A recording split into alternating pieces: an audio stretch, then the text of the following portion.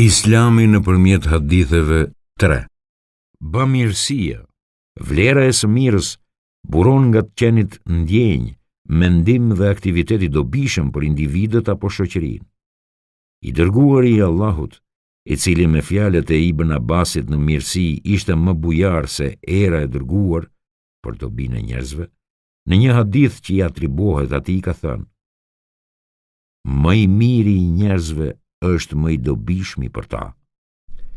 Gjithashtu duhet theksuar se asnjë e mirë nuk do të mbetet e pashpërblyer, pavarësisht cilësisë dhe sasisë së saj.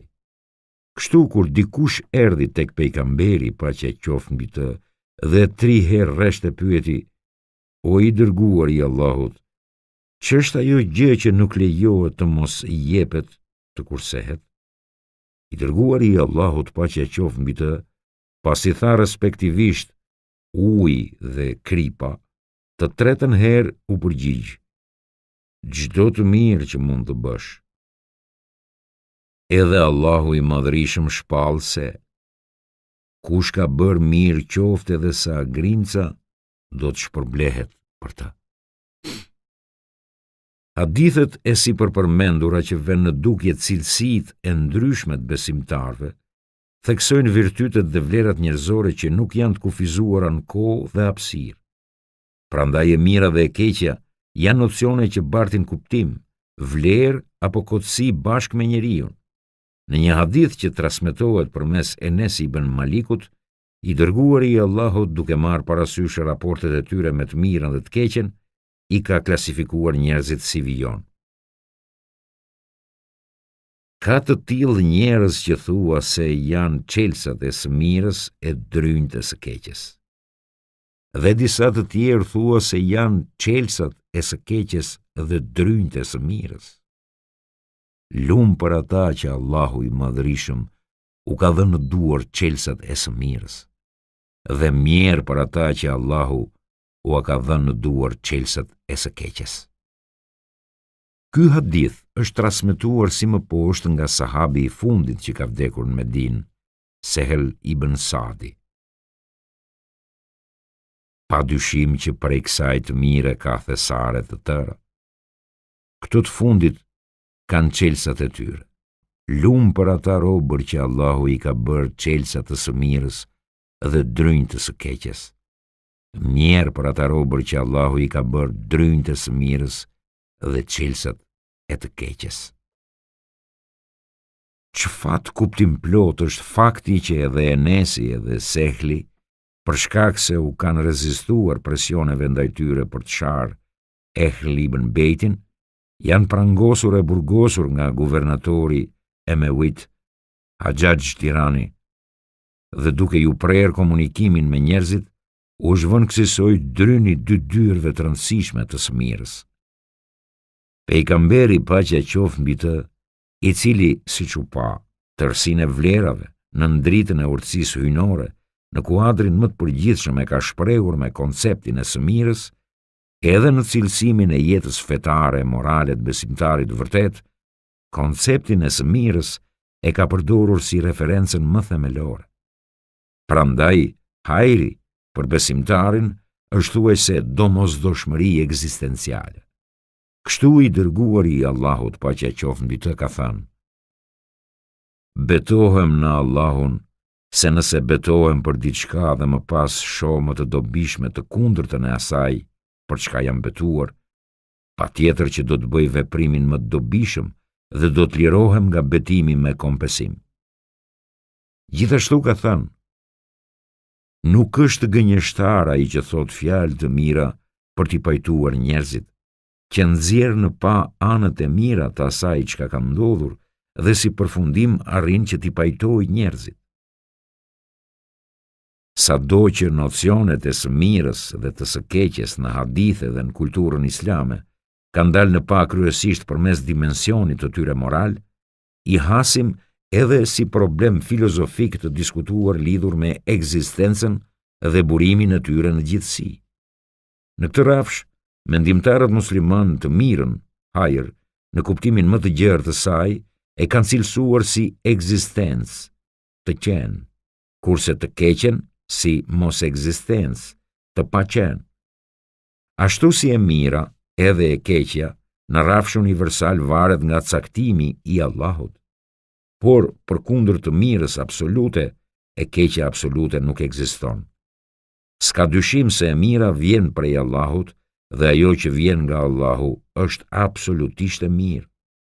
Në Kur'an thuhet: "Thuaj, o Muhammed, o Allah, zotërues i të gjithë pushtetit, ti je jep pushtetin kujt të duash edhe ja heq kujt të duash.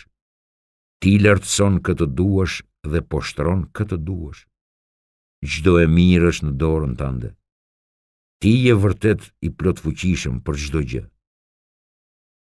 Sipas transmetimit të Ali ibn Ebu Talibit, i dërguari i Allahut kur qohej për të falur namaz, lutej: "Zoti im, e tërë e mira është në dorën tënde. Robi nuk mund të afrohet kurse si me të keqen. Ajo që nuk i takon Allahut nuk ka vlerë ekzistenciale. Edhe fjalia që përdoret rëndom mes njerëzve në raste të ndryshme, e mira prej Allahut, tregon se kjo e vërtet është ngulitur në mendjen e shoqërisë. Thelbësore në univers është e mira. E keqja ekziston që të njihet e mira dhe si zgjedhje për robrit. Së këtejmi, e keqja përfundimisht ekziston për hir të së mirës. Ato që duken si të këqija, në fakt i shërben së mirës. Edhe fjalit si "në çdo gjë ka një të mirë", edhe në këtë ka të mirë, të ngulitura në gjuhën tonë të përditshme dhe që në përgjithësi thuhen si një lloj ngushëllimi në situata të padëshirueshme, ashtu si edhe në një aforizëm arab që thotë se vërtet në të keqe ka shumë të mira. Tregojnë se kjo e vërtet ka zënë vend edhe në ndërgjegjen shoqërore. Në një hadith që transmetohet nga Enes ibn Maliku, i dërguari i Allahut paqja qoftë mbi të thotë: "Sa e këndshme është gjendja e besimtarit. Çdo gjë që ka caktuar Allahu është patjetër në dobi të tij." Detaji që përmendet në një hadith tjetër të ngjashëm, në fakt shpreh që nënkupton caktimi i së mirës prej Allahut. Sa e këndshme është gjendja e besimtarit. Të gjitha veprat e tij janë të mira dhe përfituese. Kjo gjendje nuk mund të haset te askush tjetër përveç se tek besimtari. Nëse besimtari falenderon kur i bie një e mirë, kjo është dobi për të. Ndërsa nëse duron kur bie në skamje vështirësi, edhe kjo është dobi për të. Prandaj besimtari gjithnjë bart shpresën se puna e tij do të përfundojë mirë, sepse ai është i sigurt se Allahu ka caktuar të mirën për të. Por ky caktim hyjnor nuk e pengon besimtarin që t'i kërkojë të mirën Allahut të Madhërisëm, sepse e kërkimi i vazhdueshëm i së mirës do ta mbajë të sigurt lidhjen e besimtarit me Krijuesin. Nga ana tjetër, besimtari nuk mund ta di plotësisht se ç'është e dobishme për të. Atë e di vetëm Allahu. Në Kur'an thuhet kështu: "Lufta është bërë detyrim për ju, ndonse e urreni. Por mund ta urreni një gjë, ndërkohë që ajo është e mirë për ju, e mund ta doni një gjë, ndërkohë që ajo është e dëmshme për ju. Allahu di, kurse ju nuk dini. Është e mundur që juve të mos ju pëlqejë diçka, por Allahu ka caktuar shumë të mira në të."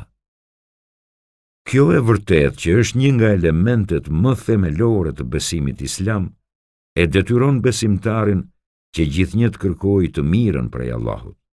Kështu, në kulturën dhe vetdijen islame një vend të rëndësishëm zë istihare, që do të thotë kërkimi i së mirës. Xhabiri ibn Abdullahu ka thënë: "I dërguari i Allahut, sikur të na mësonte një sure nga Kurani, na mësonte që për çdo gjë të bëjmë istihare. Kur dikush prej jush të bëjë një jetë për diçka, më parë le të falë 2 rekate namaz dhe të bëjë këtë lutje: Zoti im, Me dijen tënde kërkoj prej teje të mirën e kësaj pune. Me fuqin tënde kërkoj të më japësh forcë dhe nga mirësia jote e madhe të më falësh edhe mua. Sepse ti ke fuqi për çdo gjë, kurse unë jam i pafuqishëm. Ti di çdo gjë, kurse unë nuk di. Dhe ti e di shumë mirë tërë të fshehtën që unë nuk e shoh dot. Zoti im, nëse ti e di se kjo punë është e dobishme për fen time, jetën time dhe jetën time të ahiretit, atëherë ma bëj të mundur dhe ma lehtëso realizimin e saj. Dhe këtë punë që ma ke lehtësuar begatoje me mirësinë tënde, dhe nëse ti e di se kjo punë është e dëmshme për fen time, jetën time në këtë botë dhe në ahiret, atëherë mbaje larg meje dhe mua më mbaj larg saj. Dhe kudo që t'jete mira, caktoje atë për mua dhe në fund më bëj të lumtur nga ajo mirësi. Edhe Aishja transmeton se i dërguari i Allahut i ka mësuar këtë lutje. Zoti im, pa dyshim që unë kërkoj prej teje çdo lloj të mire, edhe atë të dynjas, edhe atë të jetës së amshuar, edhe atë që mund ta di, edhe atë që nuk mund ta di. Strehohem tek ti prej të keqes së gjithçkaje që mund ta di dhe nuk mund ta di, në dynja dhe në ahiret. Zoti im, edhe unë dua çdo lloj të mire që ka kërkuar prej teje robi dhe i dërguari yt, dhe strehohem tek ti nga çdo e keqe, prej së cilës ai ka kërkuar mbrojtje tek ti. Zoti im, pa dyshim që unë dua prej teje xhenetin, si dhe fjalët e sjelljes që më afrojnë drejt ti, dhe strehohem tek ti nga zjarri i xhehenemit dhe nga fjalët e veprat që më afrojnë drejt ti. Kërkoj prej teje që ta bësh të mirë atë që ke caktuar për mua. Kërkesa e besimtarit nga Allahu përmes kësaj dhe lutjeve të ngjashme me të, që t'ja bëj punët të mira dhe përfituese, është ibadet më vete, madje kërkesë e të qenit të rob. Prandaj kjo gjë nuk bën që njeriu të mos konsultohet me njerëz largpamës e të mençur lidhur me planet dhe qëllimet e tyre. Kështu, në një transmetim që i atribuohet të dërguarit të Allahut përmes Enes ibn Malikut, thuhet: kush bën istihare nuk mashtrohet dhe kush këshillohet nuk pendohet. Mendimtarët e mëdhenj musliman këtë të vërtet pejgamberike e kanë përforcuar me këtë fjalë të mençur. Janë 4 gjëra që kujt i jepen, i jepet edhe shpërblimi për to. Atij që i jepet mirënjohja, i jepet më shumë. Atij që pendohet i pranohet pendimi. Atij që bën istihare, kërkon të mirën, i jepet e mira, dhe atij që këshillohet, i jepet përfundimi i drejtë. E mira nga e cila buron çdo gjë në botën e qenieve, si koncept moral ka një rëndësi qendrore në tërësinë e vlerave që i japin formë mendimit, jetës dhe kulturës së muslimanit. E mira dhe e keqja që gjenden në përplasje të vazhdueshme gjatë gjithë historisë, në fakt e përbëjnë thelbin e ekzistencës. Vullneti i njeriut është më i prirë për të zgjedhur të mirën. Fjala ihtijar, që do të thotë të zgjedhësh të mirën dhe të drejtën mes dy alternativave, rrjedh nga fjala hajër, e mirë. Prandaj drejtimi i detyrueshëm i zgjedhjes mes dy alternativave është e mira, hajri. Njeriu që nuk e përdor vullnetin e tij, por e bllokon atë, detyrimisht do të shkojë drejt së keqes. Arsyeja që e keqja sot është e fuqishme dhe e përhapur, duhet kërkuar në atrofizimin e vullnetit dhe lirisë së zgjedhjes njeriut me anë të ndikimeve të jashtme. Besimtari do të orientohet drejt së mirës për veten dhe për shoqërinë në atë mas që do ta shfrytëzojë vullnetin e tij të lirë. S'ka dyshim se dija e vërtet mbi çdo gjë i takon vetëm Allahut. Këtu bëjnë pjesë edhe e mira dhe e keqja. Detyra e besimtarit, ka shi kësaj të vërtete, është këmbgulja në kërkimin e së mirës nga Allahu, në lutjet dhe përgjërimet e tij. Kjo Ashtu si që do të ndihmoj ta përdor vullnetin në favor të së mirës, gjithashtu nuk do të lejoj t'i tronditet lidhja me krijuesin e tij.